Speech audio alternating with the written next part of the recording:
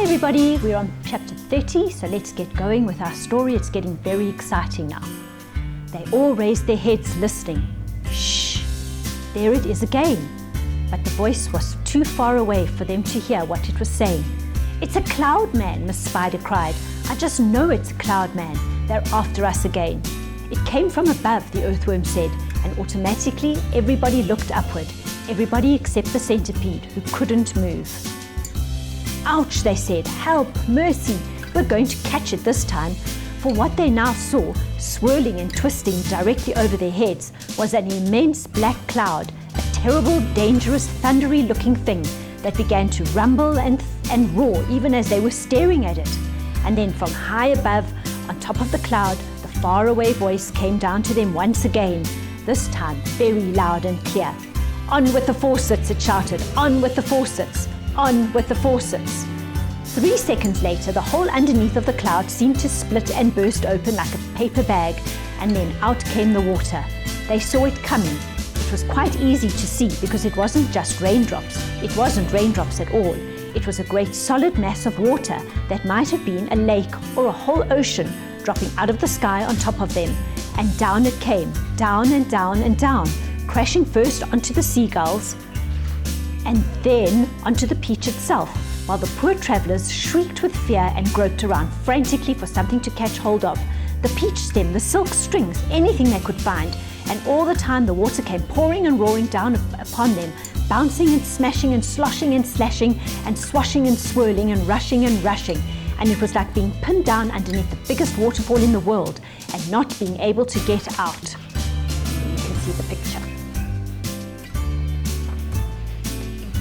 They couldn't speak, they couldn't see, they couldn't breathe.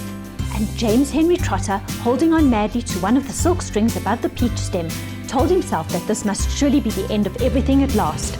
But then, just as suddenly as it had started, the deluge stopped. They were out of it, and it was all over. The wonderful seagulls had flown right through it and had come out safely on the other side. Once again, the giant peach was sailing peacefully through the mysterious moonlit sky. I am drowned, gasped the old green grasshopper, spitting out water by the pint. It's gone right through my skin, the earthworm groaned. I always thought my skin was waterproof, but it isn't, and now I'm full of rain. Look at me, shouted the centipede excitedly. It's washed me clean. The paint's all gone. I can move again. There's a tiny picture of him in the corner. That's the worst news I've had in a long time, the earthworm said. The centipede was dancing around the deck and turning somersaults in the air and singing at the top of his voice. Oh, hooray for the storm and the rain. I can move, I don't feel any pain. And now I'm a pest, I'm the biggest and best, the most marvellous pest once again. Oh, do keep quiet, the old green grasshopper said. Look at me, cried the centipede. Look at me, I'm freed, I'm freed. Not a scratch, nor a bruise, nor a bleed.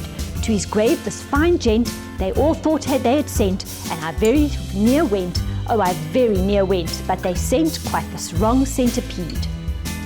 Chapter 31. How fast we are all going all of a sudden, the ladybird said. I wonder why. I don't think the seagulls like this place any better than we do, James answered. I can imagine they want to get out of it as soon as they can. They got a bad fright in that storm we've just been through.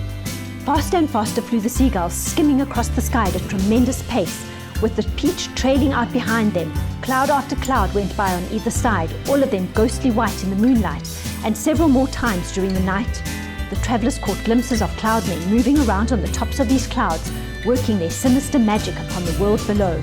Once they passed a snow machine in operation with the cloudmen turning the handle and a blizzard of snowflakes blowing out of the great funnel above. They saw the huge drums that were used for making thunder and the cloudmen beating them furiously with long hammers.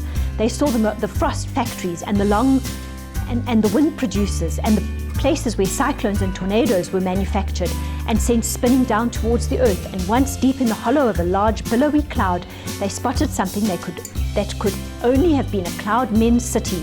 There were caves everywhere running into the cloud, and at the entrances to the cave, the cloudmen's wives were crouching over little stoves with frying pans in their hands, frying snowballs for their husband's supper, and hundreds of cloudsmen children were frisking about all over the place and shrieking with laughter and sliding down the billows of the cloud onto toboggans. An hour later, just before dawn, the travellers heard a soft whooshing noise above their heads, and they glanced up and saw an immense, great bat-like creature swooping down towards them out of the dark.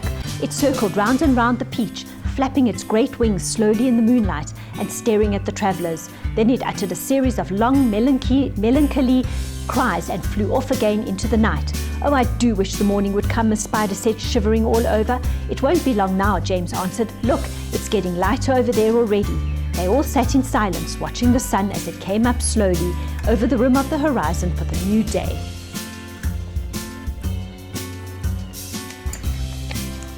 And when full daylight came at last, they all got to their feet and stretched their poor cramped bodies, and then the centipede, who always seemed to see things first, shouted, "Look, there's a land below." "He's right," they cried, running to the edge of the peach and peering over. "Hooray, hooray! It looks like streets and houses, but how enormous is it all?" A vast city, glistening in the early morning sunshine, lay spread out 3,000 feet below them. At that height, the cars were like little beetles crawling along the streets, and people walking on the pavements looked no larger than tiny grains of soot. "But what tremendous tall buildings!" exclaimed the ladybird. "I've never seen anything like them before in England. Which town do you think it is?" "This couldn't possibly be England," said the old green grasshopper. "Then where is it?" asked Miss Spider. "You know what those buildings are," shouted James, jumping up and down with excitement. "Those are skyscrapers. This must be America. And that, my friends, means that we have crossed the Atlantic Ocean overnight." "You don't mean it," they cried. "It's not possible. It's incredible. It's unbelievable. Oh, I've always dreamed of going to America," cried the centipede. "I had a friend once who—" "Be quiet," said the earthworm. "Who cares about your friend? The thing we've got to think about now is how on earth we are going to get down to earth." "Ask James," said the ladybird. "I don't think that should be too difficult," James told them. "All we'll have to do is cut loose a few seagulls. Not too many, mind you, but just enough so that the others can't quite keep us up in the air. Then down we shall go, slowly and gently, until we reach the ground. Centipede will bite through the strings for us one at a time." So now we're on chapter 33. Far below them in the city of New York, some things like pandemonium was breaking out. A great round ball as big as a house had been sighted hovering high up in the sky over the very center of Manhattan, and the cry had gone up that it was an enormous bomb sent over by another country to blow the whole city to smithereens. Air raid sirens began wailing in every section. All radio and television programs were interrupted with announcements that the population must go down into their cellars immediately. 1 million people walking in the streets on their way to work looked up into the sky and saw the monster hovering above them and started running for the nearest subway entrance to take cover. Generals grabbed hold of phones and shouted orders to everyone they could think of. The mayor of New York called up the president of the United States down in Washington, D.C. to ask him for help, and the president, who at that moment was having breakfast in his pajamas, quickly pushed away his half-finished plate of sugar crisps and started pressing buttons right and left to summon his admirals and his generals. And all the way across the vast stretch of America, in all the 50 states from Alaska to Florida, from Pennsylvania to Hawaii, the alarm was sounded, and the word went out that the biggest bomb in the history of the world was hovering over New York City, and that at any moment it might go off. And let's read chapter 34 now. "Come on, centipede, bite through the first string," James ordered. The centipede took one of the silk strings between his teeth and bit through it. And once again, but not with an angry cloudman dangling from the end of the string this time, a single seagull came away from the rest of the flock and went flying off on its own. "Bite another," James ordered. The centipede bit through another string. "Why aren't we sinking?" We are sinking. No, we're not. Don't forget the peach is a lot lighter now than when we started out, James told them. "It lost an awful lot of juice when all those hailstones hit it in the night." "Cut away 2 more seagulls, centipede." "Ah, that's better. Here we go.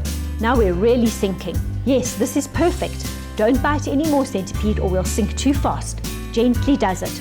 Slowly, the great peach began losing height, and the buildings and streets down below began coming closer and closer. "Do you think we'll get all our pictures in the paper when we get down?" the ladybird asked. "My goodness, I've forgotten to polish my boots," the centipede said. "Everyone must help me to polish my boots before we arrive."